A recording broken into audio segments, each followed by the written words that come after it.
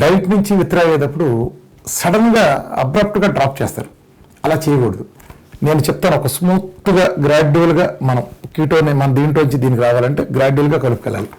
గ్రాడ్యువల్గా కలుపుకెళ్ళాలని నేను మీకు ప్రోటోకాల్ కూడా చెప్తాను పోస్ట్ డైట్లో. కానీ ఏం చేస్తారంటే సడన్గా డిస్కంటిన్యూ చేసి సడన్గా గ్లూకోజ్లో high level high glycemic index షుగర్స్తో మొదలు పెట్టేసి అంటే స్వీట్లు కూల్ డ్రింక్లు ఇలా మొదలు పెట్టేస్తారు. అలా అబ్రప్ట్గా మీరు ఒక మెటబాలిజం చేంజ్ చేసినప్పుడు కూడా తాత్కాలికంగా హెయిర్ లాస్ అయ్యే అవకాశం ఉంటుంది. సో అలా కాకుండా మీరు జాగ్రత్తగా చేయాలి. అందుకే చెప్తారు కదా, ఒక ట్రైన్ నుంచి దిగేటప్పుడు ఆ ట్రైన్ నుంచి మనం రన్నింగ్లో దిగుదాం అనుకుంటే మనం కూడా ట్రైన్తో కొంత దూరం పరిగెత్తాలి. అలా కాకుండా ట్రైన్ దగ్గర నుంచుంటే పడతారు. అట్లానే హుస్సేన్ బోల్ట్ కూడా ఒక గ్రౌండ్లో కనుక పరిగెత్తే ఫస్ట్ ర్యాంక్ రిబ్బన్ ఢీ కొట్టిన తర్వాత అతను అక్కడే కనుక ఆగాడంటే 33 పల్టీలు కొడతాడు.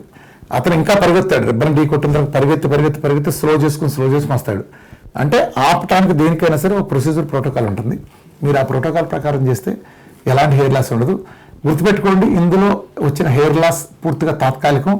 5 to 6 months చక్కగా వస్తుంది. నేను ఇందాక చెప్పిన 5 ఐటమ్స్ ఆహారంలో తీసుకోవడం కాకుండా చక్కటి బయోటిన్ సప్లిమెంట్లు కూడా తీసుకోండి. బయోటిన్ సప్లిమెంట్ తీసుకుంటే జుట్టు ఖచ్చితంగా వచ్చి తీరుతుంది.